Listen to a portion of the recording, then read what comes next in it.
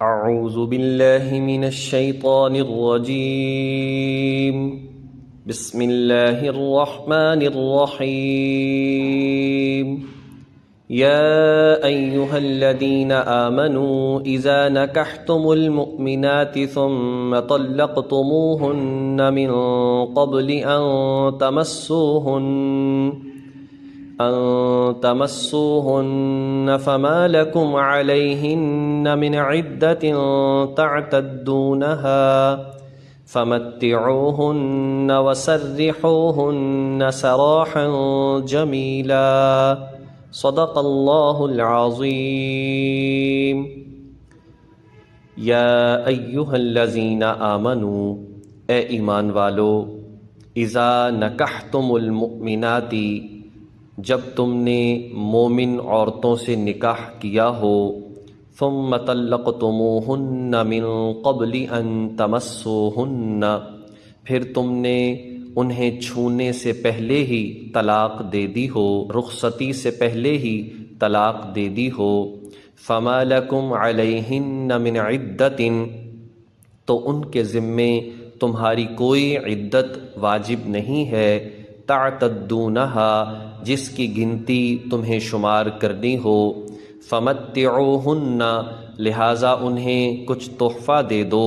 وسرحوہن سراحا جمیلا اور انہیں خوبصورتی سے رخصت کر دو۔ اس سے قبل آیات میں نبی پاک صلی اللہ علیہ وسلم کے نکاح جو کہ حضرت زینب رضی اللہ تعالی عنہا سے اللہ رب العزت نے عرش پر کیا تھا، اس کا ذکر تھا۔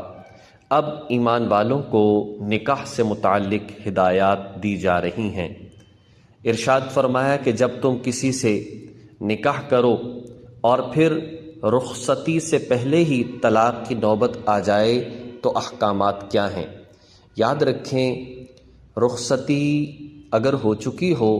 تو پھر تو اس کی عدت 3 ماہواریاں ہیں،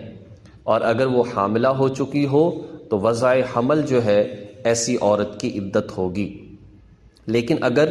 رخصتی جو ہے وہ نہیں ہوئی اور طلاق واقع ہو چکی ہے تو ایسی صورت میں فوراً عورت طلاق کے بعد نکاح کر سکتی ہے۔ یہاں پر جو چھونے کی بات کی گئی اس سے مراد بھی رخصتی ہے، یعنی کہ رخصتی ہو چکی ہو یا ایسی نکاح کے بعد ان کو تنہائی مل چکی ہو کہ اگر یہ ہم بستری کرنا چاہیں تو کر سکیں، کسی قسم کی کوئی رکاوٹ نہ ہو۔ اب چاہے اس میں ہم بستری ہو یا نہ ہو، عدت اس کے اندر لازم ہوگی۔ تحفے کا جو ذکر کیا ہے اس میں یہ ہے کہ جب اس عورت کو طلاق دے دی اور اسے رخصت کرنے لگے ہیں تو 2 باتیں ہیں۔ ایک بات تو یہ ہے کہ اس کا مہر مقرر ہوا تھا نکاح کے وقت، یا پھر یہ عورت ایسی ہے کہ اس کا مہر مقرر کرنا بھول گئے۔ اب اس صورت میں یہ ہے، رخصتی نہیں ہوئی اور طلاق دی جا رہی ہے، اگر مہر مقرر ہوا تھا تو آدھا مہر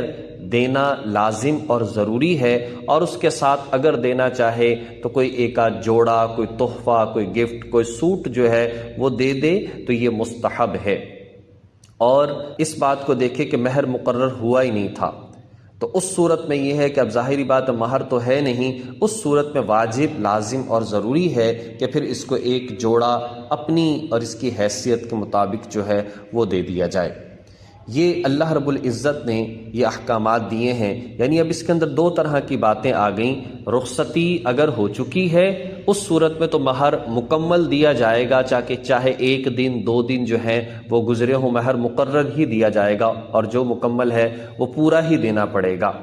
اور اگر ظاہری بات ہے ایسی صورت میں مہر مقرر کرنا بھول گئے تھے تو پھر مہر مثلی جو ہے وہ ادا کیا جاتا ہے۔ لیکن اگر رخصتی سے پہلے اگر یہ طلاق دی جا رہی ہے پھر وہ بات ہے کہ مہر مقرر تھا تو آدھا دیں گے، اگر مقرر نہیں تھا تو پھر ایک جوڑا، ایک گفٹ اس کی حیثیت کے مطابق یہ دینا لازم اور ضروری ہوگا۔ ایک بات۔ دوسری بات یہاں پر یہ ہے عدت کے حوالے سے، دیکھیں ایسا نہیں ہے کہ جی 3 مہینے کی عدت ہوتی ہے یا 90 دن، جیسے صدر ایوب کے زمانے میں کچھ خاندانی قوانین نافذ کیے گئے جو ابھی تک کچھ اس میں سے نافذ ہیں۔ ان میں سے ایک یہ تھا مطلقہ غیر حاملہ، ایسی عورت جسے طلاق دے دی جائے اور وہ حاملہ بھی نہ ہو، اس کی عدت 90 دن مقرر کر دی گئی۔ اس پر علماء کرام نے بڑا احتجاج کیا کہ یہ ٹھیک نہیں ہے، اس لیے کہ یہ قرآن پاک کے خلاف ہے۔ اس میں وہ عورت بھی شامل ہو جاتی ہے کہ جس کی ابھی رخصتی نہیں ہوئی، نکاح تو ہوا تھا، طلاق ہو گئی، رخصتی ہوئی نہیں تھی، تو کہہ یہ دیا گیا ہے کہ وہ مطلقہ، وہ عورت جو حاملہ نہیں ہے، اس کی 90 دن عدت ہوگی۔ اس کی تو قرآن یہ کہتا ہے کہ عدت ہوگی ہی نہیں، لہٰذا یہ کیسے عدت یہاں پر گزارے گی؟ یہ تو زیادتی والی بات ہے۔ اور دوسری بات یہاں پر یہ بھی ہے کہ وہ عورت جس کو حیض آتا ہے اس کو طلاق دی گئی، اب اس کے ساتھ بھی زیادتی ہے، اس لیے کہ عورتوں کی عادت اس بارے میں مختلف ہوتی ہے۔ کسی کو مہینے کے بعد آتا ہے، کسی کو جو ہے 20 دن کے بعد آ جاتا ہے، جس میں فقہاء کرام نے فرمایا کہ کم از کم جو ہے 15 دن پاکیزگی کے تو ہونے چاہیے۔ تو اس کا مطلب یہ ہے کہ یعنی بعض اوقات ایسا بھی ہوتا ہے کہ جی 15-16 دن کے بعد ہی کسی کو حیض آنا شروع ہو جاتا ہے، تو اس عورت کی عدت تو ظاہر ہے کہ 3 حیض ہوگی، تو اس اعتبار سے 90 دن مقرر کرنا یہ کسی بھی طرح سے جائز نہیں ہوگا، یہ قرآن کریم کی آیات کے بالکل خلاف ہوگا۔ تو اللہ رب العزت نے یہاں پر جو بات سمجھائی ہے وہ نکاح کے معاملات، نکاح کی باتیں اور طلاق کے حوالے سے ہمیں احکامات دیے گئے ہیں، اور اس میں یہ دیکھنا چاہیے کہ طلاق اگر ضرورت ہی پڑے، نبی پاک صلی اللہ علیہ وسلم نے ارشاد فرمایا، جس کا مفہوم یہ ہے اللہ کے نزدیک مباح اور حلال چیزوں کے اندر سب سے ناپسندیدہ طلاق ہے،